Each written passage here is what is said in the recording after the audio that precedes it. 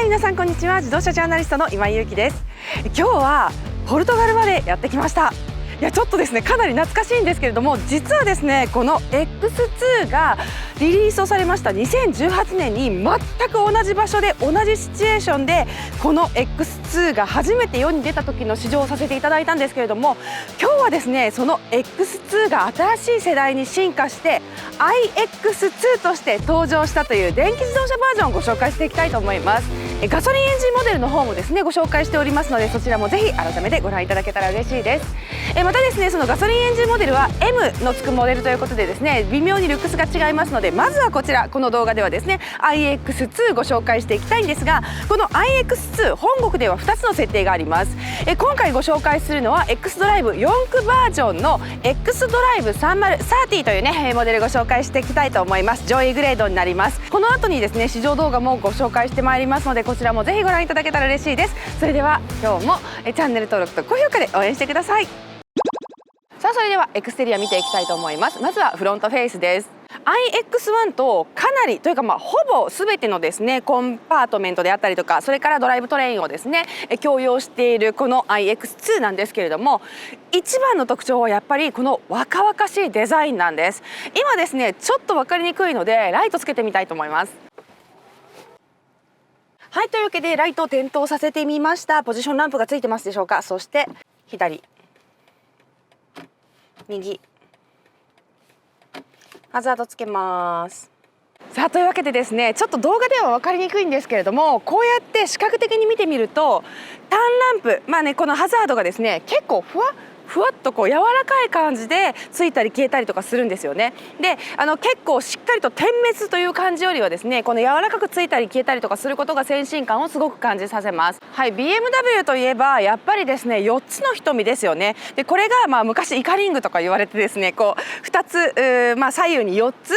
つの瞳っていうのを、デザインのアイコンにしてきたわけなんですけれども、それが新世代になりました。でこのようにですね真ん中に目があって2つこうラインが入っている、これによってですね4つの瞳っていうのを新世代では表しています。見えますでしょうか。このキドニーグリルの周りがトリミングされて光ります。でこのイルミネーテッドされたこの光がですね入るのがコンパクトセグメントではこの iX2 が初めてとなります。というわけで非常にですね押し出し感もありますし、非常にリッチな感じもします。やはりですねこの X2 というモデルは若い世代に対してのアピールをすごく強くしているんですね。これはガソリンモデルの前の世代からそうなんですけれども、例えばですねこの前のモデルでは日本ではですね香取慎吾さんとコラボレーションをしてアー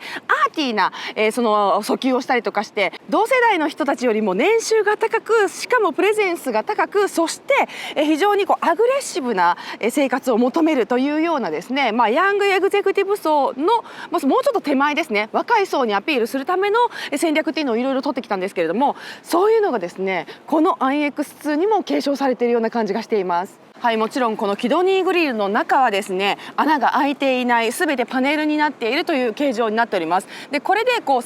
矢印がね左右に出ているようなそんな感じの模様が入っていて、これがエンボスのように浮き上がってるんですね。はい、これがですねペイントのように見えて、実はですねポコポコとこう浮き上がってるようなそんな感じの衣装になっております。でここもですねちょっと可変をしていく感じですね。向こうからこの手前にかけて模様がだんだん小さくなっていくことで、前からですね水を受けてパーッとこう左右に散っていくみたいな感じの絵に見えるような感じがして、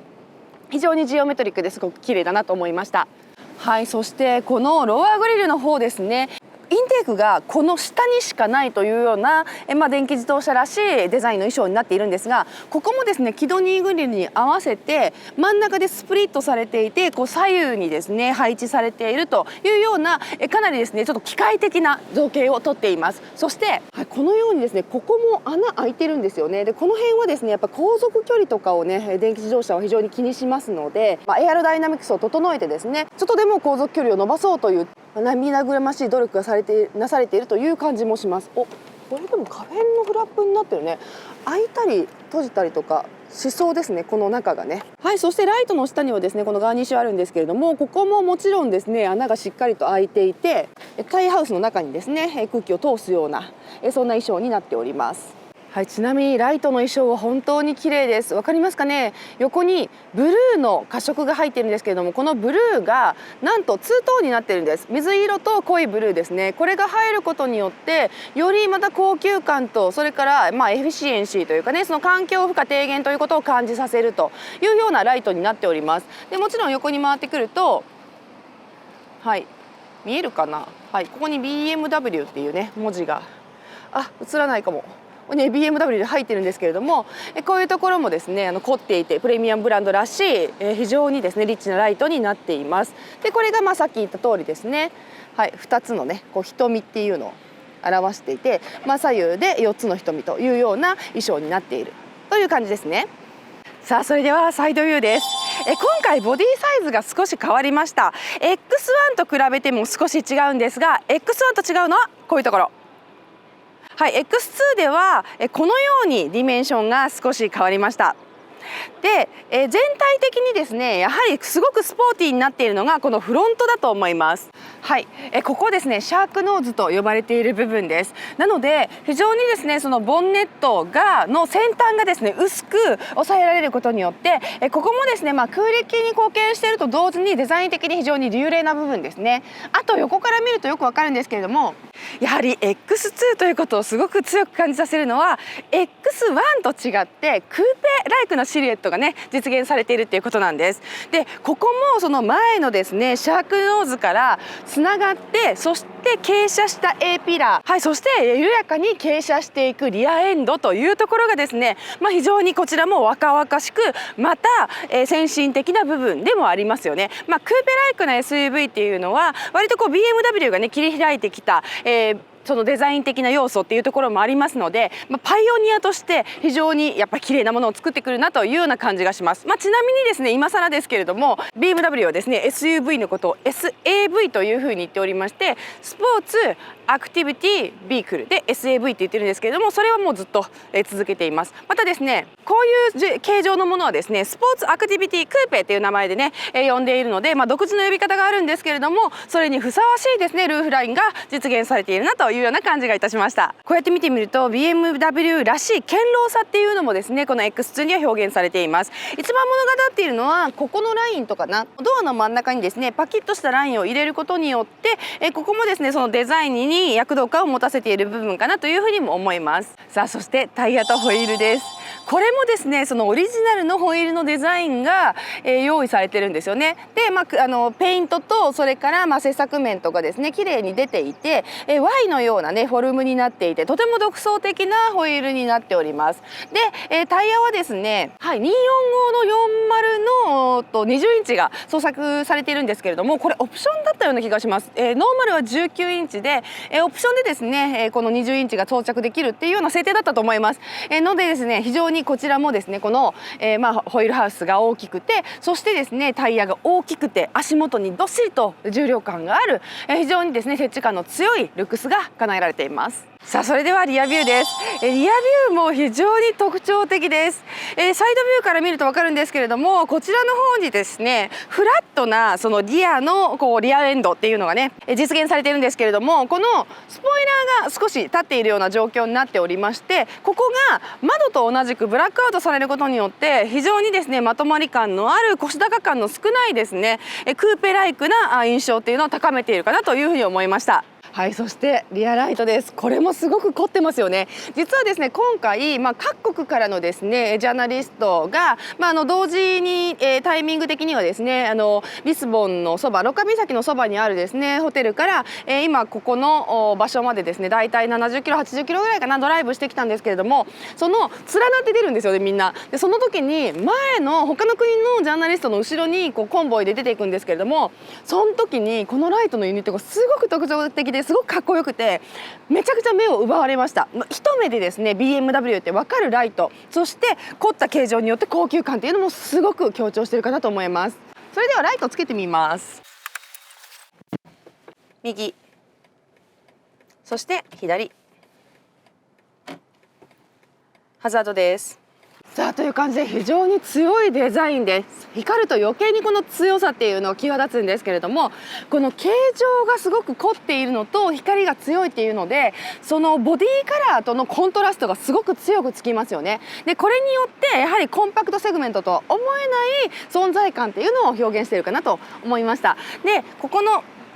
先ほどね少し触れましたこの、ルーフのスポイラーなんですけれども、ここもですねキュッと立っていて、後ろから見ると非常に押し出し感の強いというかね、ちょっとやんちゃ可愛いような感じの印象を受けます。はい、そしてやはり BMW らしい演出だなと思うのがこのディフューザーの形状です。結構しっかりと切り立っていて、しかもここにツヤクロを持ってくることによって結構都会的で高級感があるのにちゃんとスポーティーっていうですね、全てを両立させた非常に押し出し感の強いですね、このリアエンドという風になっております。さあそれではラゲージルーム開けてみたいと思います。ラゲージルームがここだったラゲージルームがですね、電動、今ちょっと手で開けかけましたけれども、で広っ、ちょっとびっくりした。電動なんですけれども、今回ですねそのラゲッジの容量も少し広がったというところもですねポイントだと思います。使い勝手がですねやっぱり台を追うごとにちゃんとこう研究されているなという感じもいたします。やっぱりですねそのアジア市場向けであったりとか、もう使い勝手っていうのをですねすごく気にするような市場をちゃんとこう開拓していかなければいけないという強い意志を感じます。はい、広って言った理由が分かりますかね。ちょっと真っ黒なので分かりにくいかもしれないんですけれども、相当広いです。はい、ちょっとメモ用紙をですね申し訳程度に置いてみましたけれども、こんな感じです。結構、開けた瞬間につい声が漏れてしまうぐらいに広さを感じました。またこう欧州メーカーらしからぬですね、このようにですね、はい、タイヤハウスの後ろですね、こちらをえぐってあることによって、これゴルフバッグ横に行けるでしょ的なですね横広も叶えているわけですね。なので、非常に使い勝手はいいんじゃないかなというように思います。さあそしてですね、もちろんこのようにパタンとリアのシートを倒すこともできますので、こうするとですねさらにこの全長の利を生かしてですね大きな荷物を積めるんじゃないかと思います。はい、それではインテリア行きたいと思います。今回ですねそのインテリアも非常にユニークです。ユニークですし、新しい試みがいろいろと行われているんですね。でこれがやっぱりこう X2 というクーペ SUV スポーツアクティビティクーペなので SAC にふさわしい、驚きというかサプライズも用意されているなっていうふうに感じたんですけれども、まずドアパネルからいきましょう。ハーマンカードのね、ツイッターが入っておりまして、ここもメタルになっていて非常に高級感があります。またここに最近ねこの BMW このジオメガラみたいなのよく使いますけれども、これがエンボスで入っているレザー、それからステッチがあって、こちらはスムースのレザーっていうのが使われています。そしてここのね衣装と同じようなこの網網がこの真ん中にも使われていて、ほら少しねシックながらにも凝ったインテリアドアパネルになっているなというような印象を受けました。はい、シートなんですけれども今回ですね iX2 なので、このような普通のノーマルのシートが用意されております。結構大柄なシートです。ゆったりとしていてとても座り心地が良かったです。でしかもですねこれちょっと電動の仕掛けがあるので後でやってみます。はい、そしてインターフェースがこうなりました。新世代になりましたね。ちょっと乗り込んでみます。はい、すでに乗り込んだ時点でですね、割とこうしっかりとですねもうイルミネートされているんですけれども、このようにですねおなじみのインターフェース、横長インターフェースが少し大きくなりました。そしてガラスエリアもですね広くなってちょっと見た目に高級感が増したかなというような感じがします。そしてこのインパネの中の情報もですねすごくいろいろ変えられるというのがポイントです。はい、ちょっとスターターをオンにしてみますが、スターターここにあります。はい、といった感じでですね、今回インターナショナルメディアローンチということで、このようなマークが出てきますけれども、こういう画面をですね自分の好きなように変えたりとかすることもできますし、このように、ハロー BMW というね音声認識の機能がついておりまして、そう言うともうすぐに反応してくれます。ハロー BMW Good afternoon. とかね。 What can I help you with? OK, see you later っていう感じでなんかちょっといろいろと会話もできたりとかするんですけれども、はい、このようにですね情報をいろいろと変えられるというようなものが最新世代になりました。これはですねこのですねソフトウェアが第9世代ですね、最新の OS になったというですねお話がプレスカンファレンスでありましたので、より早くより美しく、そしてより情報が正しく伝わるような内容になっているというようなお話をされております。そしてラジオであったりとか、それからディストネーションインプット、これ行き先ですね、入れたりとか、そういうのをできるようになっていると。でやっぱりEverything OK ってね、これ例えば、空気圧であったりとか、何もアラート出てませんよとか、そういうのがねちゃんと出ているようになってます。それから気温であったりとか時間とかも出てくるんですけれども、このような情報をですね自分でパーソナライズすることができるよっていうのが今回の新しいインターフェースの特徴でもあり、またですね5シリーズからかな入ってるんですけれども、マイモードっていうね、日本だとマイモードって言ってるんですけれども、英語表記だとマイモーズになりますけれども、このボタンがあって、これを押すとこのような画面になります。でここの中には、文字通りパーソナライズなので車好きな方は大体わかると思うんですけれども、例えばこのように壁紙を変えたりとかすることもできますし、そしてここでスポーツモードであったりとか、燃費モードですね、エフィシエントモードで走ったりとかいうような画面もありますし、またエナジャイジングコンフォートって言われているようなものもあります。で例えばこのエクスプレッシブっていうのを選ぶと、このようにですね画面がメータークラスターの中も変わって非常にポップな感じになるっていうのと、あとですね実は見えるかな、ここわかるかな、ランバー部分が膨らんで、少しですねシートの形状が変わると、これ自動的に行われますとか、例えばこのリラックスっていうのを押すと、ほら勝手にですねルーフが閉じて、そして自動的にですねそのリラックス的な画面になるというようなことと、あとですねちょっと今機能を切ってるんですけれども、この中にですね電動のマッサージが入っていて、マッサージが動き始めたりということもあります。でこのようにですね、そのドライバーの気持ちを盛り上げたりとか、またリラックスさせたりとかいうような機能がこの中に入って、デジタルアートであったりとかね、少し面白いようなものが用意されたりもしています。ちなみにデジタルアートを選ぶとですね、勝手にここが開いたりとかして、とにかくですねドライバーが、リラックスしたりとか楽しんだりとかする、運転以外のこともエンターテインメントにしようよというような画面がこちらに用意をされているわけですね。でそういうのができるようになりました。第9世代の頭脳が入ったという形になります。そして、この辺も変わるので、この機能をすごくアクティブに使う人がどれぐらいいるのかちょっとよくわからないんですけれども、もちろんですね、普通の画面にしたら普通のメーターにもなりますし、このようにですね、航続距離あと300キロいけますよとか、350キロまで最高速出せますよとか、アシスタンスも非常に充実しております。これはですね午後の走行で試せるみたいなんですけれども、このアシスタンスも最新世代になりました。レベル2ですので、レーンキープアシストとそれからアダプティブクルーズコントロールですね、これの組み合わせになるんですけれども、こちらも最新世代になりましたというのが一つニュースです。あとパドルシストがあって、これがブースト。なんか最近ねBMW でこのブーストという言葉すごく使うんですけれども、ブーストをかける、文字通りですねここでちょっとなんていうんですかね、その速さに対するですねアプローチができるっていうようなレバーがここにあります。そしてですねこの辺のパネルがフロートしているっていうね、浮いたような感じにレイアウトされているっていうのも非常にユニークな部分です。でここにスタートとストップのボタンがあったりとか、あとですねオーディオのボリュームがここで選べたりとかで、さっきお話ししたマイモードのボタンがここにあって、それからこのディスタンスですね、前とのアダプティブクルーズの距離とかもここに入っているというような感じですね。シフトはねこのように電線のやつになってボタン式になっております。でこの下に USB のタイプ C が2つあって、そして横並びにドリンクホルダーが入っていると。今回ねなんかエコーを気にしてこういうボトルを1人1本くれたんですけれども、これにウォーターサーバーから水入れて毎朝持ち出すというようなルーティンになっております。そしてこれはですねBMW が貸してくれた iPhone なんですけれども、これをコネクトしてですねいろいろと使えるというような機能もたくさんあるみたいです。でちょっと時間の都合でここまでは深掘りできませんけれども、このような、ここに大きいね非接触充電があるので、これもすごいいいなと思ったんですけど、そしたらこうやって置いとけるじゃん。そしたらなんか電話かかってきたらパッて見た時に誰からかかってきたとかっていうのが視覚的に分かりやすいので、このようにですね非常に見た目にですね、利便性が高いものになっているというのもそのガジェットコンシャスな、iX2 らしい演出だなというふうにも思いました。はい、そして、この下にアンビエントライトが入っていてこれもパーソナライズできるっていうのと、あとあそこにですねドアパネルに入っている幾何学模様が入っている。でこの辺もすごく凝っていて、とにかく質感がすごく上がったんですね。でそれと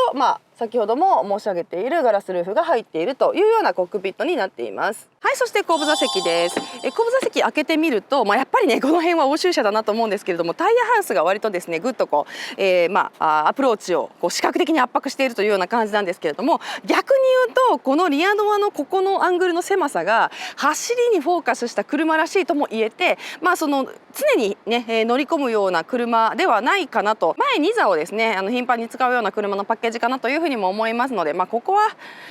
ちょっと勘弁してねというような感じかもしれません。だからここのボリュームに対してここがすごいでっかいっていうようなね、その分荷室がすごく大きかったっていうね理になってると思うんですが、それが表されているのが乗ってみますね。はい、こうやって乗ってみると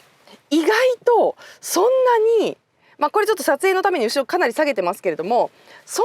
なにベブなんですけどもめちゃくちゃニースペースがあるわけではないっていうところが面白いです。はい、実際に乗ってみるとこんな感じです。クーペ